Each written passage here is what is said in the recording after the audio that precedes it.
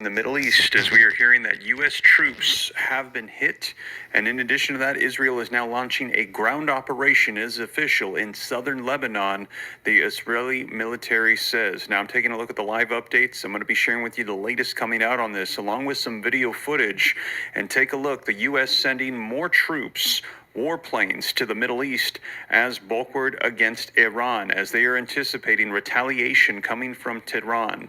And take a look, the U.S. positioning military forces in the Middle East to deter Iranian attacks. The Pentagon moves come as Israel ramps up its strikes against Hezbollah and prepares for limited ground operations in Lebanon, which are taking place right now. Now, in addition to that, take a look, as I mentioned, U.S. forces are being hit.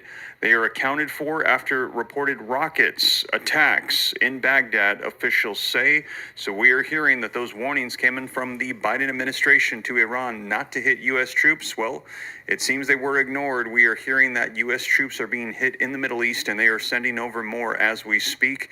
And take a look at this. There's also concern about the unification of our adversaries as U.S. and allies sound the alarm over their adversaries' military ties. They are concerned about Russia, China, North Korea, and Iran unifying and attacking Israel and the United States. And take a look at what's coming out today, you guys.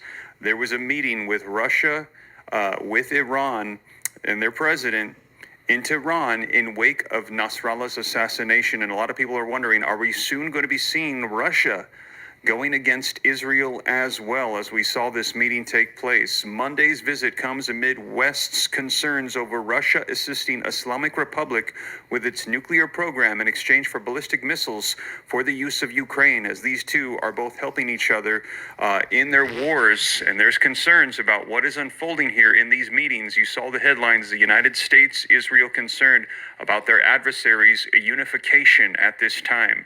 Now, in addition to that, like I mentioned, Israel is pushing forward. Israel strikes Lebanon and Yemen simultaneously. There's ground operations taking place in Lebanon, and we're hearing they are striking the Houthis in Yemen. And also, there is Syrian claims that today as well, Israel has struck in Damascus. At least one civilian, they're saying, may have lost their life. Some reports coming out that there were three. One of them, actually, they're saying was a news reporter that lost their lives. And I shared with you earlier today that Israel sent a message to not only Iran, but to the United States saying, hey, Western leaders, this is war.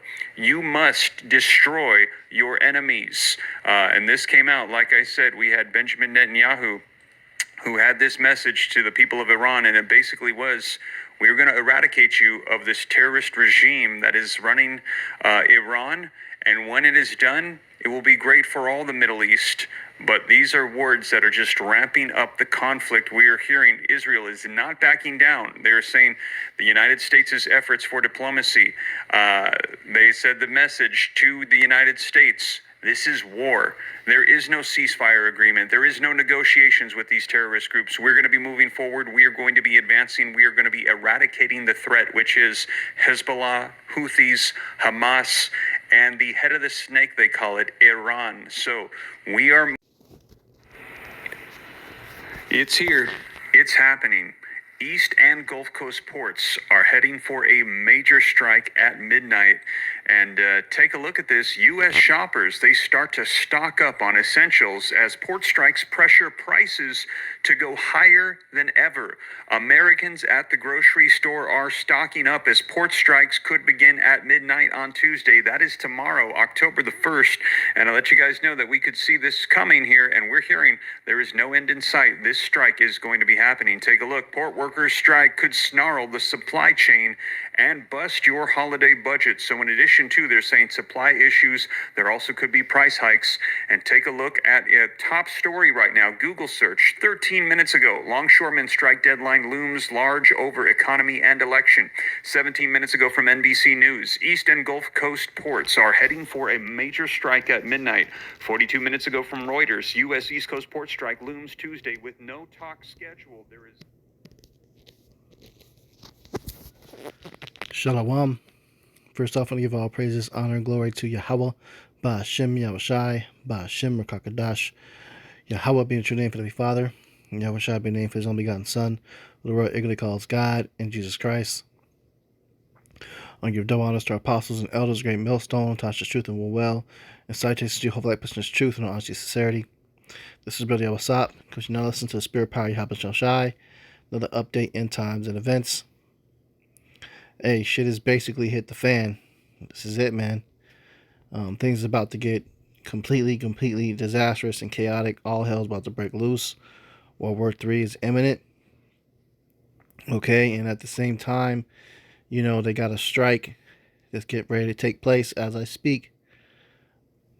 All right, which is going to affect damn near 50% of all supplies being delivered to the stores. So this is going to cause the prices to go up skyrocketed for your groceries and food. They're going to go up extremely high, man. You know, and all this is going to bring apart the famine. And these are all signs that we at the end.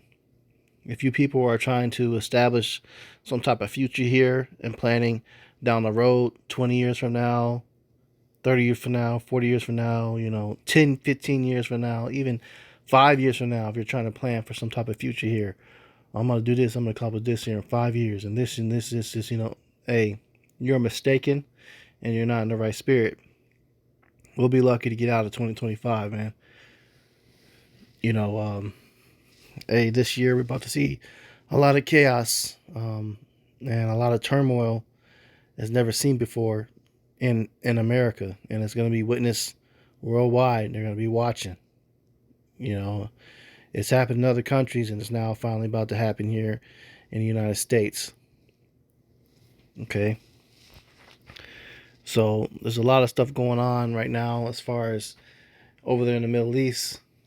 The United States have been pulled into it. There's a lot of U.S. that's been attacked and hit.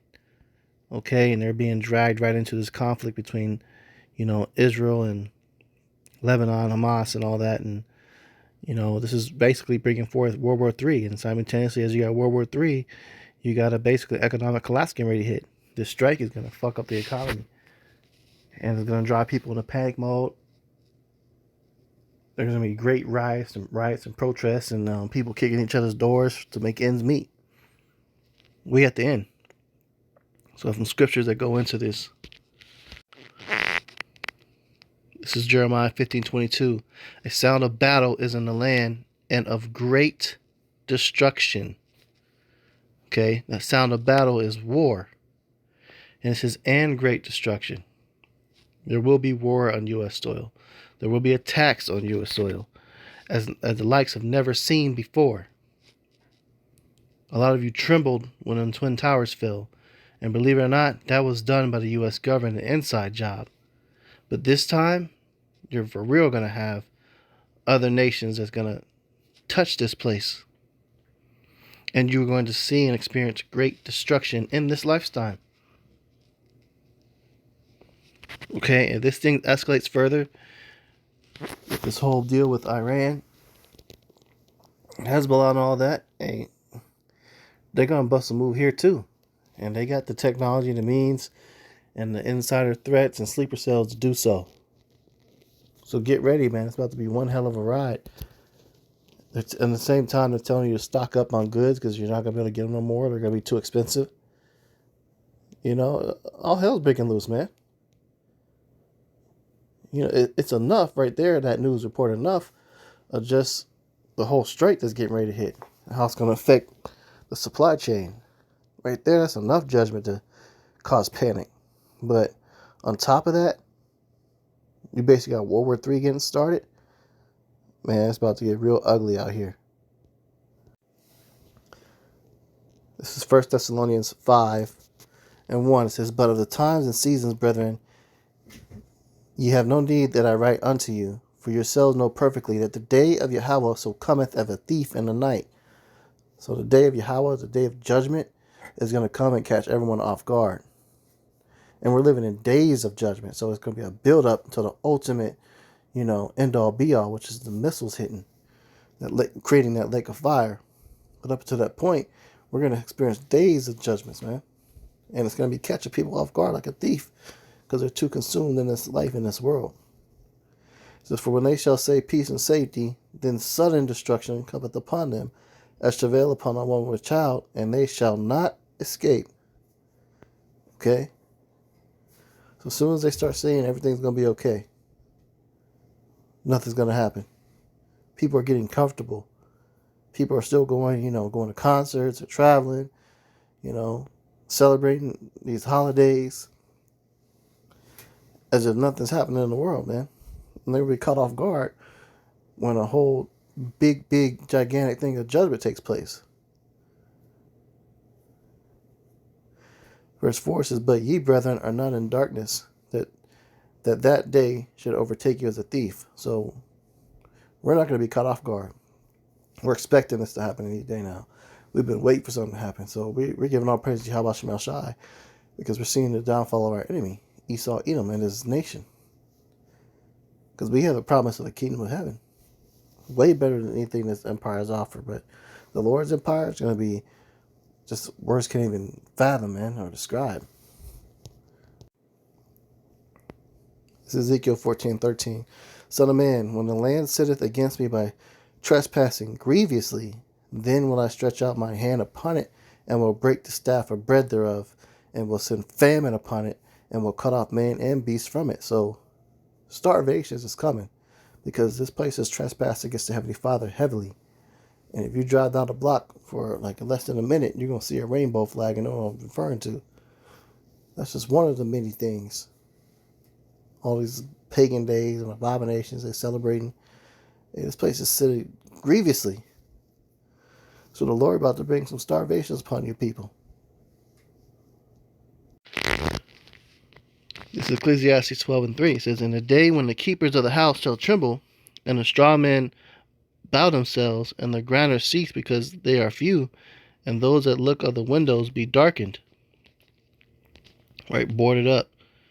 Okay? Windows darkened. People losing their jobs. Verse 4 says, "And the door shall be shut in the streets when the sound of grinding is low, and he shall rise up at the voice of the bird, and all the daughters of music shall be brought low." Okay? So a struggler for the economy, and people get jobs. Everything's going out of business. They boarding shit up. The windows being darkened. This place is finished. 2 Timothy 3:1. "This know also, that in the last days perilous times shall come." What does the word perilous mean? It says full of danger or risk. Those are the times we're living in. And it says last days. That means we're in the last days. Any moment the Lord could return and deliver us, man.